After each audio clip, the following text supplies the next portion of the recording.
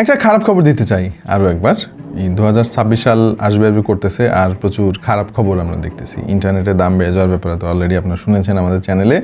আজকে আরেকটা তথ্য শোনেন, হয়তো অনেকেই জানেন, আর সেটা হচ্ছে 2026 সালের শুরুর দিক থেকে কিন্তু একজনের নামে 5টার বেশি সিম থাকতে পারবে না। এই সিদ্ধান্ত সরকার নিয়েছে এবং এটা কার্যকর হবে।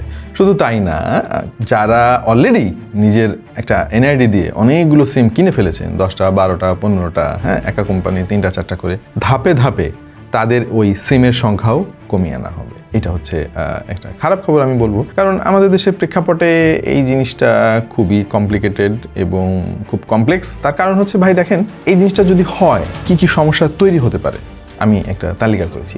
প্রথমত, যাদের এনআইডি নাই তারা সিম কিভাবে কিনবে?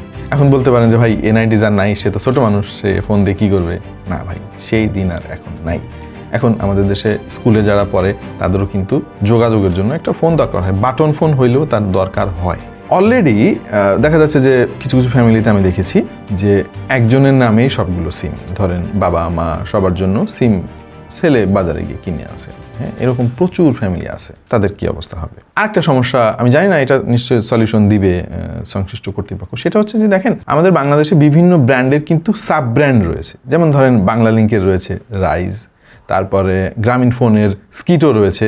স্কিটো কিন্তু গ্রামীণ ফোনেরই একটা প্রোডাক্ট। সো দুটাই গ্রামীণ ফোনের। কেউ যদি ইন্টারনেটের জন্য স্কিটো ব্যবহার করে আর মেইন সিম তার হয় গ্রামীণ ফোন, কি হবে তার ভবিষ্যৎ? আমি জানি না, এখনো পর্যন্ত কোনো উত্তর খুঁজে পাই নাই। এখন এই জিনিসটা করে সরকার আসলে কি করতে চাইছে সেটা সরকারই ভালো জানে।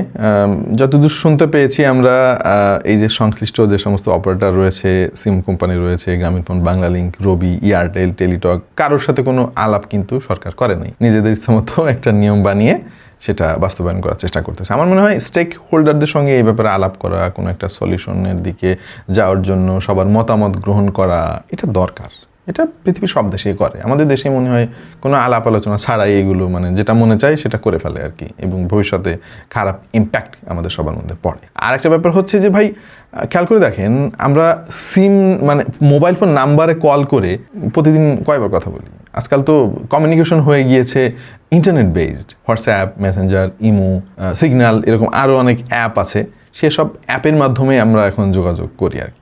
সো এখানে সিমের সংখ্যা কমিয়ে এনে আসলে লাভটা কি? হ্যাঁ, এইটা কিছুটা আমার কাছে মনে হচ্ছে এরকম যে আমি জুতা পরবো না, আমি সারা দুনিয়াটাকে কার্পেটে মোড়ায় রাখবো। ভাই এটা তো কোনো সমাধান না, পৃথিবীর কোনো দেশে এরকম নাই। এনিওয়ে, আপনার মতামত কি এই ব্যাপারে? একজন যে একটা এনআইডি দিয়ে 5টার বেশি সিম কিনতে পারবে না, আপনার ভাবনা কি? জানিয়ে দিন কমেন্ট সেকশনে।